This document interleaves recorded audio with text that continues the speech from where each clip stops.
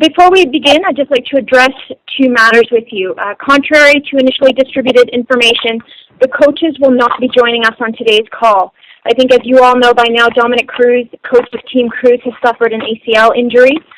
Further information regarding his role on the show and fighting future will be available in the coming days. Secondly, I would like to kindly remind all media on the call that the fighters have been secluded in the Tough House since the beginning of the show. This means that they have not seen any of the episodes, and they don't know what has been aired. So just to keep in mind when formulating your questions. With that said, let's open this up to questions. Thank you. To ask a question, please press star 1 on your telephone keypad. If you're using a speakerphone, please make sure your mute function is turned off to allow your signal to reach our equipment. Again, if you do have a question, please press star 1. We'll pause just a moment. We'll go first to Sergio Non at USA Today. Hi. Thank you for taking the time today. I have a question for all four fighters on the call today. I'm wondering who, besides yourselves, you see as the favorites now to advance to the finals. If we could start with James and then just go down the list. Well, I think, there's probably, 3 or 4 guys here that have a chance to beat anyone. Of course, my teammate Justin Lawrence and Vince Pichel, and then probably from their team, the guy I'm fighting Proctor or Alec Iakenta. And what is it about them that stands out to you? Can you repeat that? Yeah, what is it about them that stands out in your mind? Just, I think we're, the most all well-rounded guys, that are, there's some guys here that are really good, but also one-dimensional, and just a well-rounded aspect of being good at every aspect of mixed martial arts, not just wrestling or not just boxing or not just jiu-jitsu. And if I could ask the same question of the other three, perhaps if Joe could go next. I think everyone's good here. Everyone's really dimensional in their own aspect. But if I had to pick two top finalists, I'd pick me and Al Iacenta. I spot a lot with Al, and Al is a very, very tough kid, and he's got great wrestling, good jiu-jitsu, and he's really tough on the feet. And Justin? Everyone here is real tough, and they all kind of like what Joe just said. They all got their own aspects and got their own real main skill set. Whether they're a wrestler, whether they're a jiu-jitsu guy, or whether they're a stand-up guy. Honestly, personally, I think Vince Pichel, he's very tough. He's got good jiu-jitsu. He's got good stand-up. You got Joe Proctor on the other team is phenomenal also. You got Alec Iacenta, and you can't forget Michael Chiesa. He's tough too. He's had great wrestling, great jiu-jitsu. He's not bad stand-up. So everyone here has an opportunity. With a tournament like this, you could probably flip a coin, and it depends on what injuries or who's hurt or is mentally in our element too. We're not all in our element, So you could flip a coin and you could almost come out with a different winner almost every time. It all depends on who's healthy, who shows up on that Friday night. And Michael, it seems like your colleagues are a bit reluctant to pick anybody in particular. How about you? I agree with all three of these guys. Everybody here, we're all great fighters. We're all here for a reason. But personally, I'm going to go with Andy Ogle because I'm a firm believer that mentality is 90% of the fighting game. And Andy's a very, very mentally tough guy. And, not to mention he's got a good set of skills to go with it. So, me personally, I find Andy is one of the biggest threats in the house. He's a very tough kid, and he's got a great future. He's training some good guys, and he's just very mentally tough. And just one more question for James and Justin. I was wondering when you heard about what happened to Dominic, and if you have any insight into how it happened and how it might be affecting your team. We can start with James. Well, we found out yesterday. Dom took us. Dom came into practice, and Dom told us, set us all down and talked to us about it. And I can't really give any details on how anything happened. That'll be up to him. But I could just tell, he wasn't. He was clearly a little sad and depressed about it, you know, which I understand. I've had 2 surgeries myself, and, you know, it's never good. And for either of you, do you know how it how it's affected the way you've been training the last few days? Does it make things more difficult, or?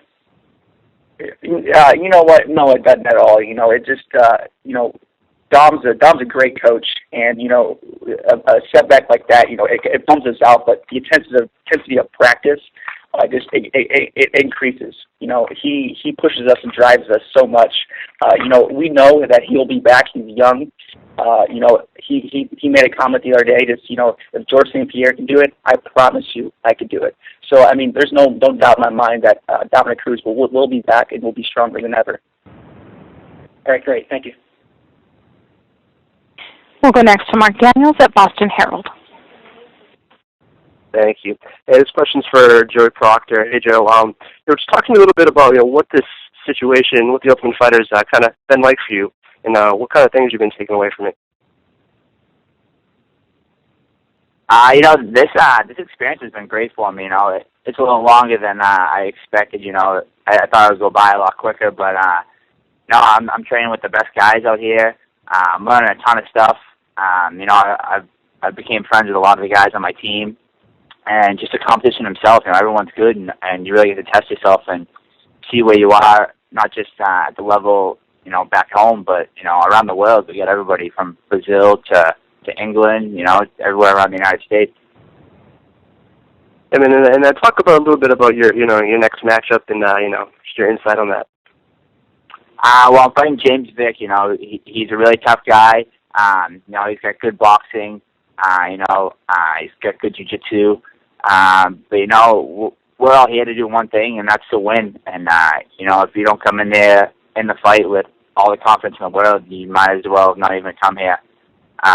So I'm very confident with this fight. I feel good. I put in all the hard work, so, you know, I'm just going in there for the win now. Awesome, bud. Thank you. Thank you, Mark. We'll go next to Heidi Fang at MMA Fight Corner. Hello. My first question will be for Justin Lawrence. I've seen that you train with Blackhouse, and I'm just curious how much confidence or an advantage that you feel it's giving you training in the home of Anderson Silva. Yeah, you know, it's definitely a confidence booster. You know, Anderson Silva is, you know, one of the top best fighters in the world. You know, and you know, honestly, you know, the fights to get in the house. I remember in the locker room, you know, I said, you know, all these guys are tough and real good, but I guarantee you none of them, stood toe to toe with Anderson Silva before. You know, and it helped me to get to the house. You know, get in the house rather. And you know, back in when we had the fights to get in the house, there were so many emotions flying around. You know, it was one of the most pressured fights I've ever been in. You know, because you've seen other fighters come back happy with the win. You've seen other fighters come back crying because you know they end up losing. So it is a confidence booster, and you know, but you know, another thing is you can't ever overlook anyone in MMA. You know, and once you start doing that, you know, the outcome is not going to be pretty. I promise you that. Awesome. This one is for Joe Proctor. You're also with Joe Lazone's camp, Team Aggression. Do you find that it really helps you with your ground game, being able to look for a finish and try to submit someone on the ground?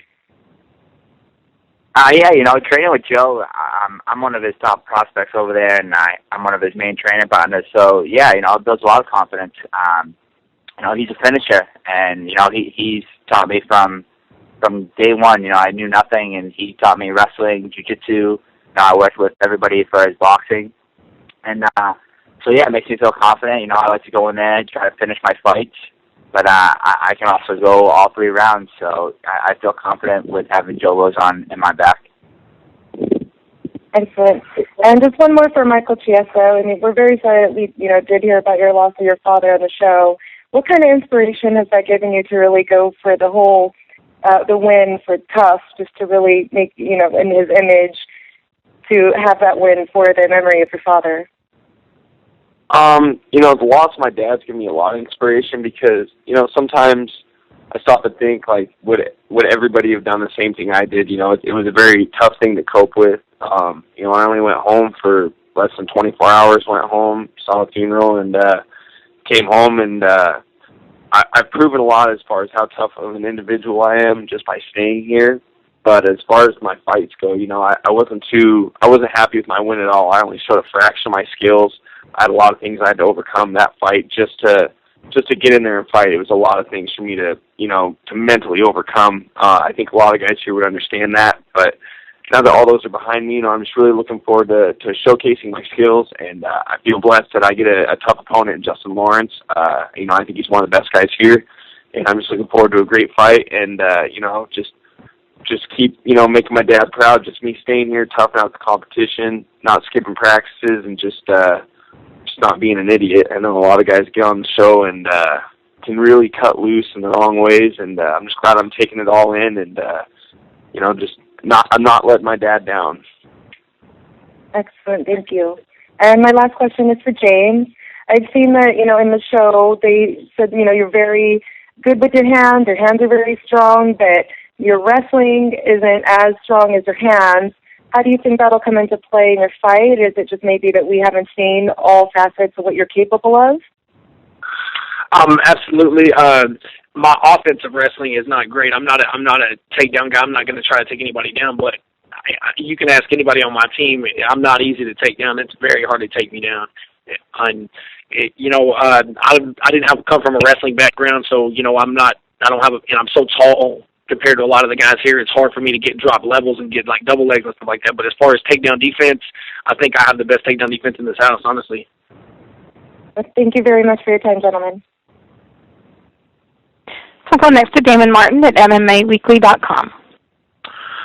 First question I'll ask is going to be to Joe Proctor and to Michael Chiesa. I want to ask, I'll start with you, Joe. You're facing a guy from Team Cruz in this fight, but obviously Team Faber ended up having more guys in the quarterfinals. How have you guys approached that as teammates? Because it's a little different dynamic, because on the old Ultimate Fighter you trained together for maybe 3 or 4 weeks, but this one you've been together this long. I mean, have you guys discussed how that might play out? Is there any concern about having to face one of your fellow teammates in the next round? We've actually all sat down as a team, and we've talked about it, and we've gotten real close, being here so long, that we're all fine with actually fighting each other. We actually said I'd rather fight and win or lose against a teammate than lose against the opposite team. So we're actually all fine with it. When it comes down to it, it'll be a little bit tricky with doing like that last week of camp and preparation and doing a game plan. But for the most part, we're 100% ready to fight each other.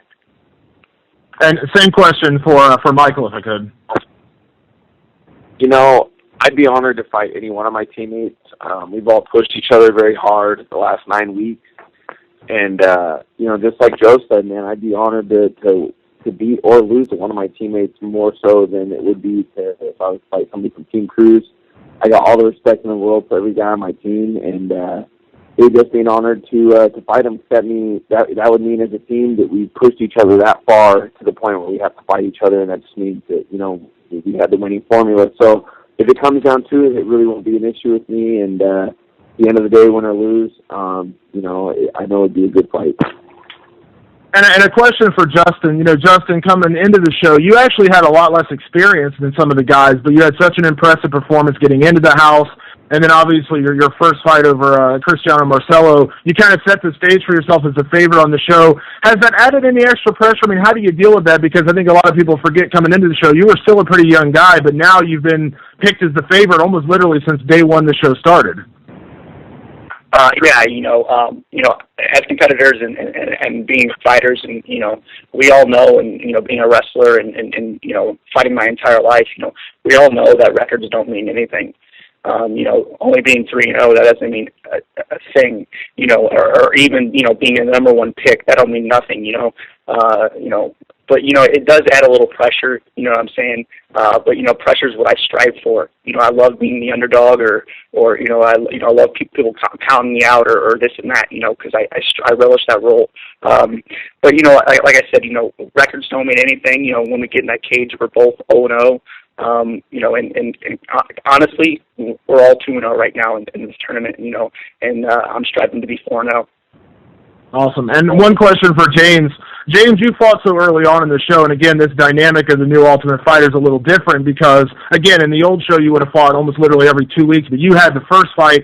Now you've had some time off. Do you think that's benefited you to really get prepared? I mean, you didn't know who you were facing, but you did get some time to recover your body a little bit from the fight. I mean, has that helped you, or did it matter? Oh, it absolutely helped. I didn't take any damage in either fight. My fight to get in the house or my first fight in the house, you know, I didn't take any damage, and so I haven't missed a day of practice. Like instantly, the next day after I fought Darren Cruikshank, I was in practice again. So I've had the best, longest training camp I've ever had in my life, and you know, I've got to train 2 a days. I've never did that before. I've always had a job, so it just, you know, I felt like I'm, you know, so much better, especially from a wrestling and takedown defense standpoint than I was 8 weeks ago. Awesome. Thanks a lot, guys, and best of luck.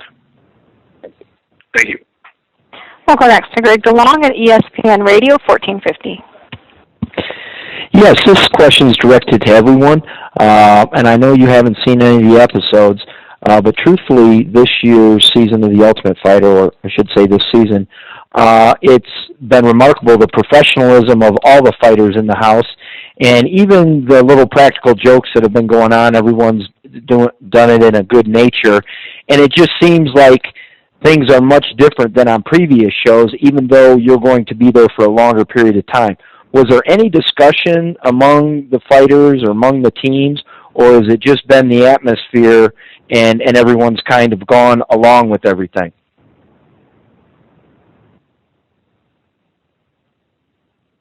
Yeah, you know, I think we really.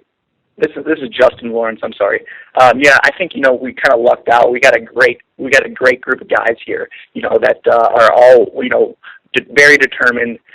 You know, and really want one thing. You know, the life out there, the life that we want is out there. We just got to go grab it now. You know, and you know, in other previous seasons, you know, you've had some guys on the show that were, you know, were here to party and you know, here for the fame or this or that, you know. And I honestly think, you know, this house now is filled with talented fighters. I mean, honestly, I'm not trying to be biased or anything like that. You know, I really think this is one of the best talented seasons of The Ultimate Fighter. And, you know, that just goes to show that this sport is evolving every year. You know what I'm saying? Everyone here in this tournament right now is tough, and they all have great skill sets, and I think we really lucked out with that. Mike Chiesa here. I'm gonna have to agree along the lines of Justin, man. This house, there's 16 fighters in the house. Everybody here is real serious about their career, and everybody's very talented. So, you know, there's been little jokes here and there, but for the most part, you know, everybody takes it pretty lightheartedly, and you know, we're all here for the same thing. You know, we all want to fight in UFC. Ultimately, you know, there's 8 guys left that are vying for that contract, and you know, it's just, you know, everybody here is pretty professional. There was no speech anybody gave to us about how we need to handle ourselves or what we need to do. Everybody here just instinctively is pretty serious and determined about their careers. So, you know, it's been a great season thus far, and just like Justin said, I think this is one of the most talent-rich seasons in the history of The Ultimate Fighter. I mean, you got guys that aren't even in the quarterfinals that are great fighters. You know, guys that you know, that you think, man, if this was you just think if this wasn't a tournament, if this was like a round robin, things would be a lot different. You know, there's a lot of good fighters here, and but yeah, everybody here is pretty professional, and it's been a good season so far. All right, well, thank you, and wish you all luck on Friday. We'll go next to Jeffrey Harris at 411mania.com. Thank you all for being with us today. For Mike, can you talk about it all? Is it daunting to think about where you guys are in the show? You guys might be fighting your teammates soon. You might be fighting, you know, your friends and people you've bonded with over the course of the past weeks. No, not at all. You know, I'd be honored to fight any one of my teammates. You know, I'd rather lose to one of them than somebody from the opposing team. And plus, you know, it would just mean if it came down to me fighting one of my teammates, that just means that as a team we pushed each other that hard and that far. And, you know, if we got to get in the cage and do the dance, then, you know, it'd be an honor for me to fight any one of my teammates.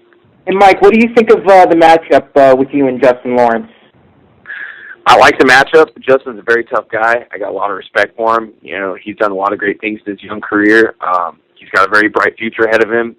A lot of people outside of the house have him favored as the number one pick, and that's what I want, man. I came here to test myself against the best, and, you know, there's no cupcakes here, and Justin's definitely far from that, and, you know, I only showed a very small fraction of my skill set, and, you know, after I've overcame a lot of mental things, I look forward to getting out there and showing how good a fighter I really am and putting on a good show for the fans. Thank you very much. We'll go next to Diane Morosco at Morosco Media. Good afternoon, gentlemen. I just want to say, what is it that you guys do to recharge yourselves mentally, spiritually, and physically when you need downtime?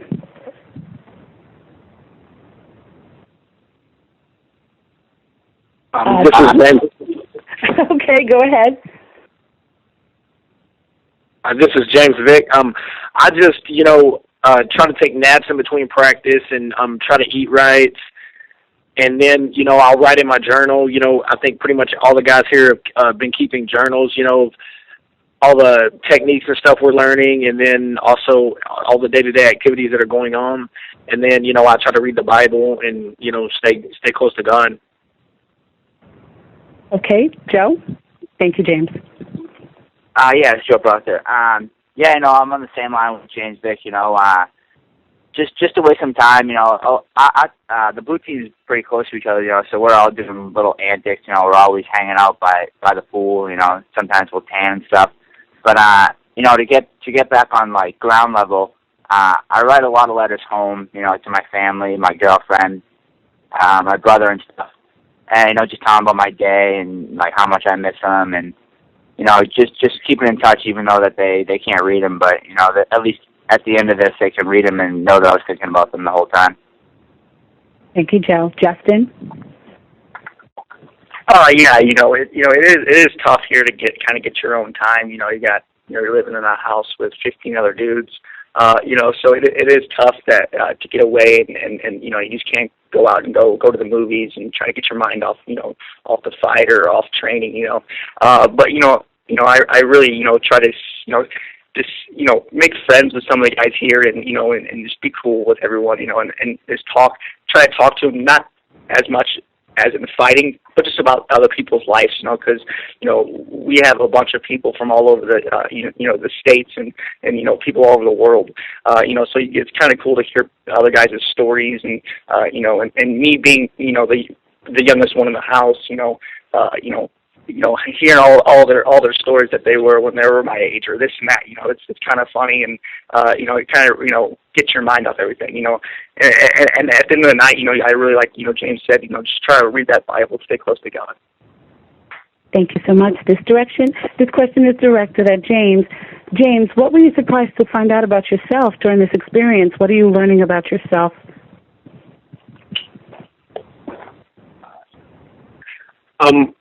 Well, it's just, you know, I'm learning that I started fighting a lot later than a lot of these guys have in life, and I feel like, you know, I'm learning hard work, you know, will catch up.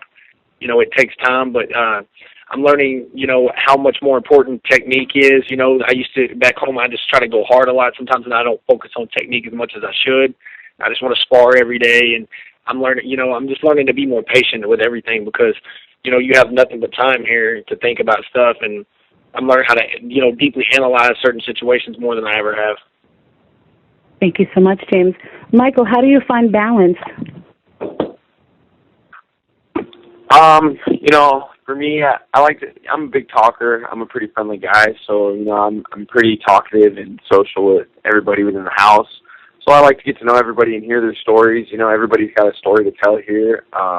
You know, everybody's from all over the world, so it's always interesting to hear stories from Andy and hear stories from Cristiano, and you know, I like talking to Vince. I like talking to everybody. So one thing I like to do to get my mind off fighting is you know, just talk to the guys, and you know, that's the main thing too. Is, you know, that's what we're here to do. Is we're here to fight. So that's not all you want to talk about. You know, it gets to a point where it's like you can only think about fighting so much because you have so much downtime here. So you know, I try to talk to the guys and. just hear their stories and, also just kind of do quirky little things. We at the blue team, we just kind of do weird, goofy stuff, and, we always have a good time. And, when the night comes, similar to Proctor, I like to write letters back home to my family, to my friends. I like to write in a personal journal, just about how my days are going. And I also write down, new things I learn at practice and stuff. So there are things to pass the time, but definitely not easy. Thank you so much, Michael. This question is for you, Joe. What makes you laugh? When things get crazy, where do you find that center to laugh? When things get kind of crazy and you need a good laugh, I just go to my teammates. Everybody on the team is funny, and we hang out in the group all the time. It's not just hanging out a couple of us in a little area, but we're all together.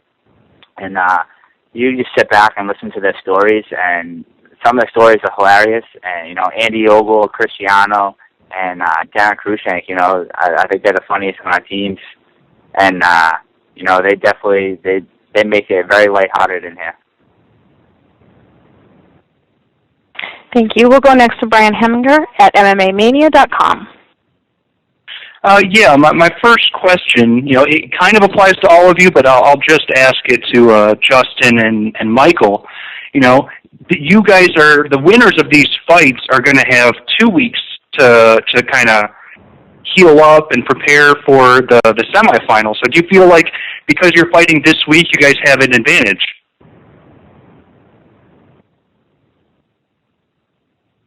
I guess I'll go to Michael first. I do feel like we get an advantage. I'm glad that I wanted to be in the first round of the quarterfinals for sure. But, yeah, it's definitely an advantage to get time to heal up, especially because I anticipate me and Justin are going to have a war. We're going to push each other. And, whoever comes out the victor is definitely going to come out a little bit banged up. So, him and I definitely have an advantage given the 2-week break to sit back and relax and, get prepped. And, the other big thing for me is, I'm a bigger 155er, so it gives me a little extra time to, get my weight in check and just get prepared for the next weight cut, the next fight. And same thing to Justin. Exactly what Michael said. It's gonna be tough. Or it's gonna be nice that we have an extra week to prepare. Like you said, get our weight down and keep our weight in check, or this and that. And like he said, if I'm just imagine we're gonna be a little banged up, and so we can have our bodies, a little time to heal, and we can kind of sit back and watch the quarters, and the next set of quarters, and just kind of chill, and get our minds sharp again, and go over a great game plan again.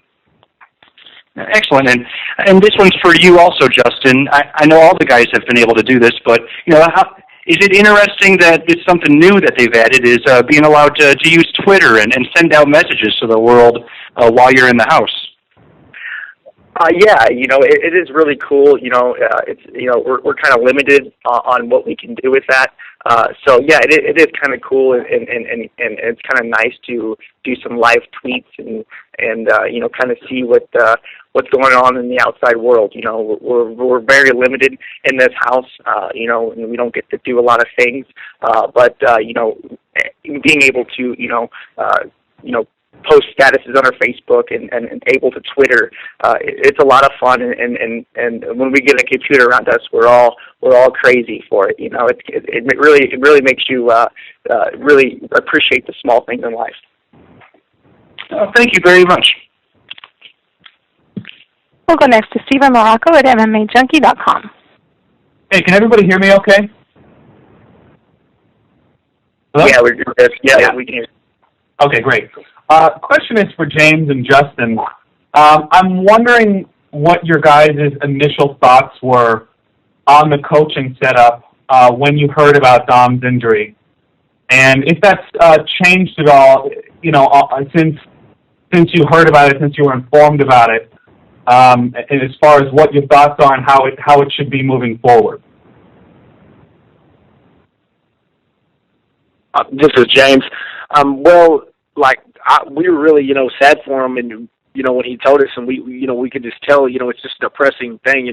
I've also went through 2 surgeries, and it's no joke, and it's the most depressing time of your life, and as far as like him staying in coaching, there's no way we want anybody else but him. He's been here for 10 weeks now, and he's a great coach, great coaching staff.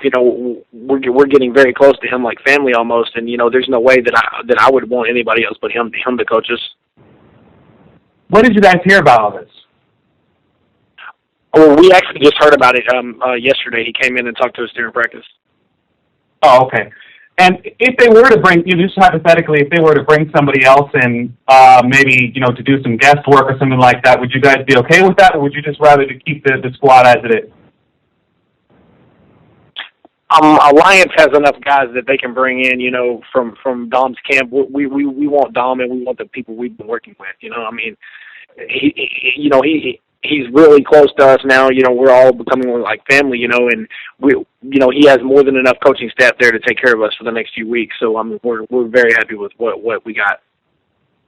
Okay, thanks, guys. I appreciate it. We'll go next to Mike Chiappetta at SB Nation. Hi, guys. Thanks for the time. Just kind of following up on Steven's questions about the coaching situation. Have they kind of made you guys aware yet of when a decision will be made on whether Dominic will still remain the coach, or is that something that they haven't even gotten that far with you in this process? Yeah, I don't really know about that. They keep it kind of limited on it, but I tell you what, they're going to have 8 guys that are going to be pretty upset if they try to change our coach. It's already been 9 weeks. We've like James said, we kind of made a bond with the coaching staff already, and we're kind of like family. We were very bummed out when we heard about his knee. We could tell that he kind of felt like he let us down. And that's not the case at all. That kind of being a high level athlete like that, stuff is going to happen.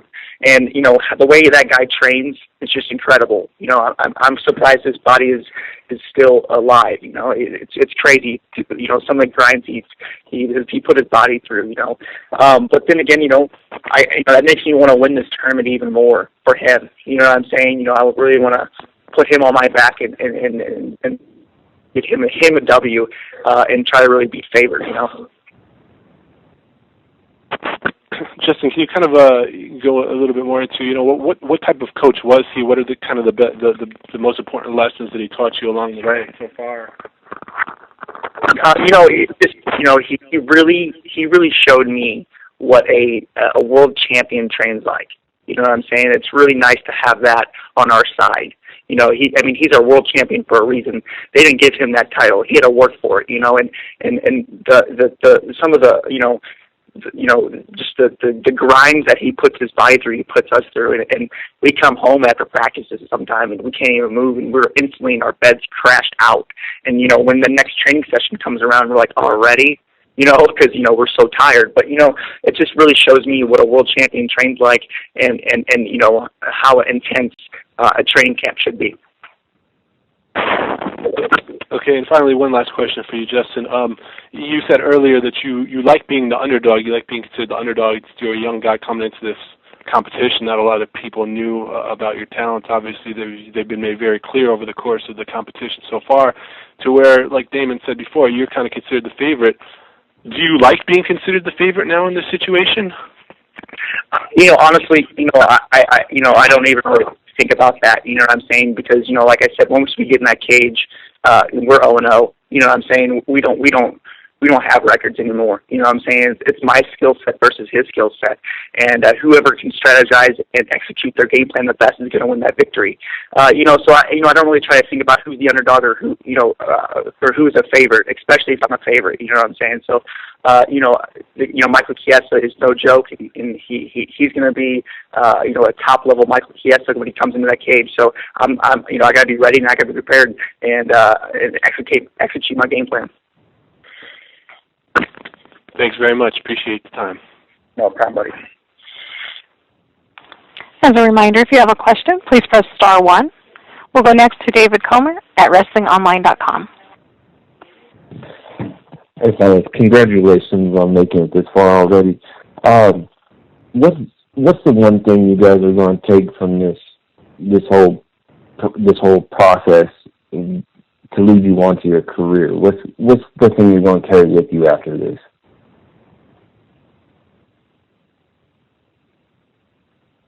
Yeah, this is Joe Proctor. You know, if I was going to take some stuff away home, back to where I live from this whole thing, it would be, you know, just training itself. You know, I'm training with Team Faber, you know, the best guys.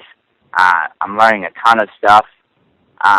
You know, all the stuff that I'm learning is stuff that is going to make me better as I go along in my career. And, you know, it's also going to give me the support when I need it, you know. So if I ever need to go out for a Team Faber's training camp, or if I ever need them for anything, I can just call them up. You know, we've gotten really close with the whole team. We're like a family now.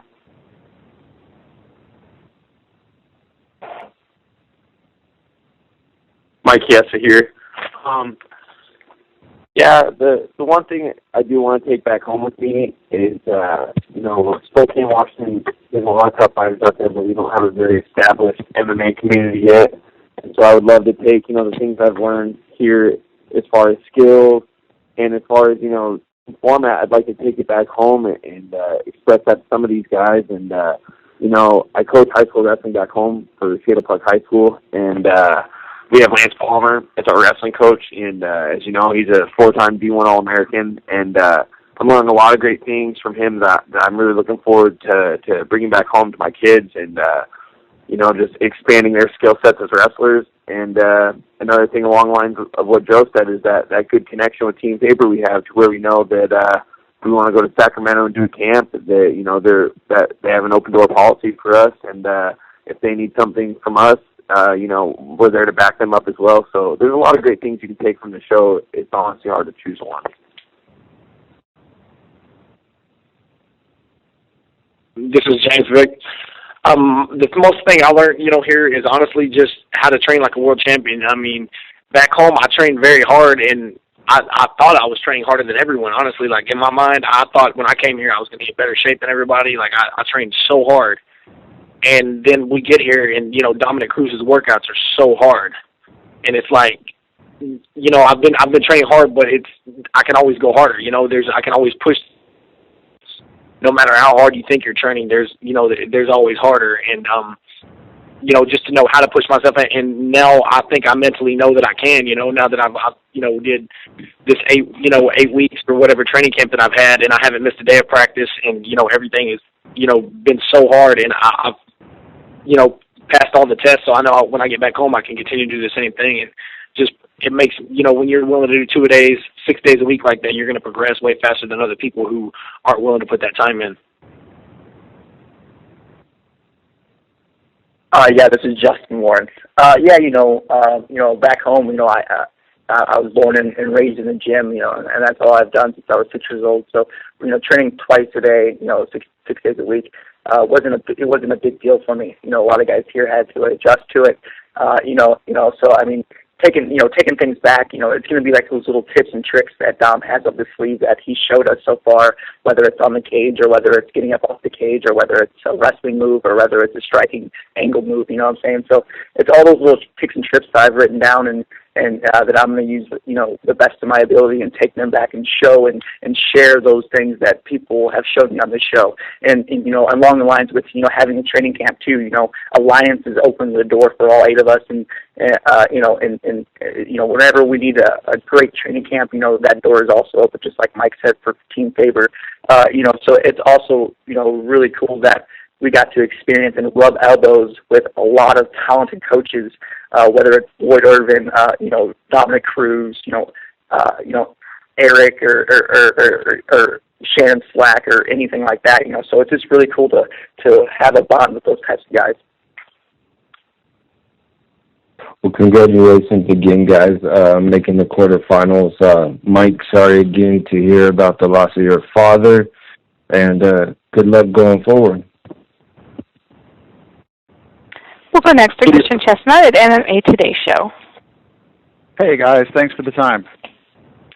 My first question is for Mike H.E.A.T. You just talked about it being an honor to potentially have to fight one of your teammates on the show. And I know you haven't seen the footage, but it's actually very, it's very evident how close your relationship is with Cecilia. And I know you won't have to fight him on this show, but would you have the same feelings if you were paired up to fight him on a UFC card in the future? That's a totally different animal than it would be fighting one of my teammates here. I've met all the guys on Team Faber under these circumstances. We were brought together by the show. Sam and I were brought together, through genuine friendship, hard training. We've been through a lot of tough phases in our lives. That brought us closer to each other. I looked at Sam like a big brother. He's a couple years older than me. He was the only person I had to turn to initially. When I heard about my dad, there's been situations, where I was the first person he's turned to, and he's had some tough phases in his life. So fighting Sam, that doesn't even cross my mind, man, and I don't think it's something that'll ever happen. There's a great wealth of 155ers in the UFC. I don't see why they would want to match us up together, and it wouldn't happen anyways because I'm 90% sure Sam plans on going down to 145 after the show. So, Sam and I fighting, unless there's a world title on the line or that big piece of glass for the, tough live winner, there's no way we're going to fight. Okay. For the Cruz fighters, I know I'm not going to make you guys go through, all the answers you've given over and over, but is there a single coach like Lloyd Irvin who has stepped up in place of Dominic? Maybe starting with Justin? Yeah, we got Eric. He's the head trainer, and he's sets a lot of the tempo of the practice, But we also got Wilson Reyes. That guy is absolute monster. And his jiu-jitsu is well up there. You know what I'm saying? Don't get me wrong, Lloyd Irvin. He's a Jedi alone. So he's got a lot of great things that he brought to the table when he was still here. But like I said, we got Wilson Reyes, and Wilson, he's a phenomenal black belt, a high level black belt, and he's done a lot of great things for the sport. So taking Lloyd Irvin leaving was a little bit of a loss, but Wilson has done a great job of stepping up in his footsteps and really done a great job with jiu-jitsu. Okay, Vic, would you please weigh in? Eric DeFero is he's the Alliance head coach. He's Dominic's head coach. So pretty much, even though Dom, for the show is the head coach and the star of the show, I mean, Eric pretty much has the last say in most of the stuff anyway because he's the head trainer for the whole Alliance gym. So, if he comes in and he thinks that we need to work harder, we're going to work harder. If he comes in and thinks that we need to relax a little bit and rest our bodies, then that's what we're going to do. He was left a couple weeks because he had to corner some other guys, in other shows and stuff like that. But when he's here, he pretty much behind the scenes runs the practices anyway because he's the head trainer.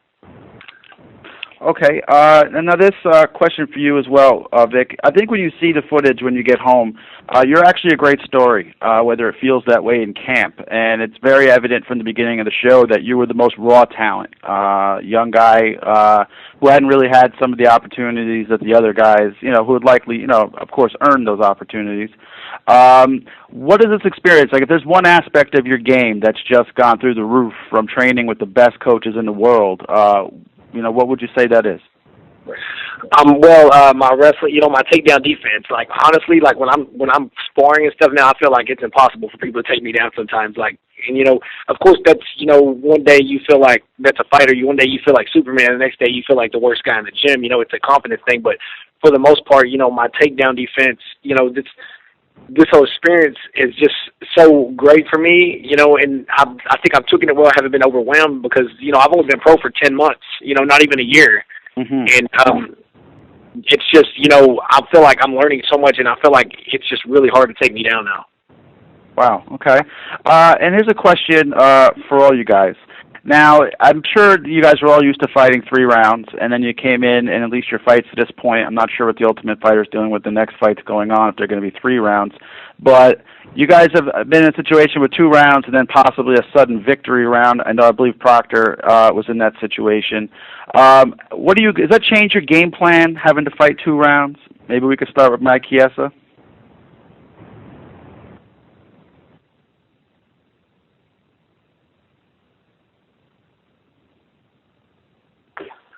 You always want to train for something more than what you're supposed to fight, you know what I mean? Like back home, if I'm training for a 3-round fight, I'm training 5 rounds. I've trained for a pro title fight before, so, I was training 7-8 rounds. But as far as, going the distance in a fight, I think the big focus is just focus on finishing, but make sure that you train to go, beyond the distance. You want to be able to push yourself hard to the very end, and, you got to do that in your training. Okay. How about Justin? We're always ready for that third round. You got to be prepared mentally and physically for that third round. When you step in that cage on a Friday night, you automatically think it's a 3-round fight. You can never set your limits and coast for 2 rounds, because once you start doing that and you keep a point system in your head, you're going to lose the fight. So we train and we spar 5 rounds, 6 rounds in training. So a 2-round fight, a pace up like that, it's going to be tough to handle. So we'll always prepare for 3 rounds no matter what we do. And we'll go next to Brennan Churchin at MMA Nonstop. Thanks, guys. To the guys on Cruz's team, I'm just curious, what were your thoughts on having Ronda Rousey come in and serve as an assistant coach, and then having her be the first female to step foot into the tough household to watch the fights with you guys? It looked like there was a bit of awkwardness around her. I'm just curious what it was like on your end being in the house with her. So, Justin, James, you guys have anything to put in there? Yeah, definitely. It really made me respect the female aspect of MMA. You know what I'm saying? I never really thought, the female aspect of MMA was going to really live long. But, after a female like that, show us that her judo was just incredible. It made me respect the game of judo and, like I said, the female aspect of MMA. And when she came in the house, what do you expect? You got 16 guys in here that have been locked up and haven't seen a female in quite some time. So, and honestly, when we get out of this house, I'm not even sure if a lot of us even know how to communicate with a female. So it's going to be, it was really cool, and it was really fun to be that first season to have a female in the live house, tough live house, and have her at our practice. Okay, cool. James? Well, when she first walked in, I was thinking, man, she is amazingly beautiful. And then, she started doing techniques, and it was just shocking how she could pick guys up in our weight class and, hip toss them easier than I could, and with less effort. It was just amazing because it's all technique with her, because she can't match us with strength, but she can still move, a 150-pound guy as easy as I can.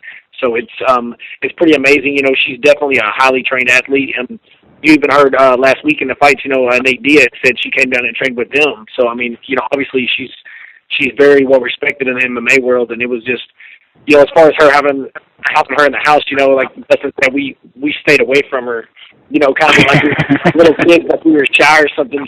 She had there was a big gap between her and everybody on the couch, and she was sitting down and watching the fights. It was kind of weird, but everyone was, I'm sure, was looking at her at the corner of their eye, just checking her out, though, for sure.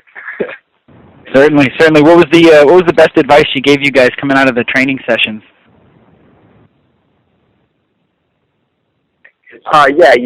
Just the technique of judo. Work that in with some of the wrestling that you have or whatever. And the placement of the hips. Those were the 2 things that she really emphasized, and I realized a lot when I was training with her. You know what I'm saying? And it was just cool to have a high-level judo girl like a judo specialist like that, and show us, some sides of judo. It was just really cool. Very cool. James? Same thing for you, probably just the technique that she brought to the table? Yes, sir. The technique, that everything, like I said, she's such a small lady that, everything has to be, technical with her, because all her training partners are guys for the most part anyways, what she told us. And, it's hard, if you do technical stuff like that, she's going to end up hurting her back. She has to be 100% technical. And then if she can do that, everybody else should be technical as well. And then if you're strong, then that's an advantage. But if you're technical and strong, then then you're going to be unstoppable. Definitely. And just for Joe and Mike on the other side there, did you guys on Team Faber have any insight that Ronda might be coming to watch the fights with you guys, or was that a total shock for you as well? Just because, from watching it on TV, it looked like you guys had no clue, and that was just a big shock for everybody. Yeah, this is Joe Proctor. Yeah, we had no idea that she was coming here. When she walked in, I think everybody was in shock and all that there was actually another female in the house. But any attempts to get Misha Tate on the phone? What's that? Were there any attempts to get Misha Tate on the phone? No, I don't think so. Right on. All right, thanks, guys, very much for the time, and best of luck to you. Mike, any thoughts on Ronda being in the house for you? I saw Ronda at the gym before we got to the house, so, when she walked in the door, the initial shock wasn't there. It was just, she's a world champ, so it's just like another one of the dudes, and I'm friends with Misha Tate, so it was kind of funny. So it was like I'm sitting across the house, and I heard the result, and I actually got to catch a picture of the mangled arm. So it was cool. But having Ronda around was just like watching the fights with another one of the dudes. Very cool. Very cool. Thank you very much, guys, and best of luck to you in the quarterfinals. And that does conclude today's question and answer session. I'd like to turn the conference back over to Isabel Hodge for any closing remarks. Hi, everybody. Thanks very much for joining us today. Just to let you know, we will be hosting a media conference call next week with the second round of the quarterfinalists. The information will be sent out later this week. Don't forget to tune in to FX this Friday night at 10 p.m. to catch the first round of quarterfinals of The Ultimate Fighter live. Thank you for joining us, and we will speak to you soon. Thanks.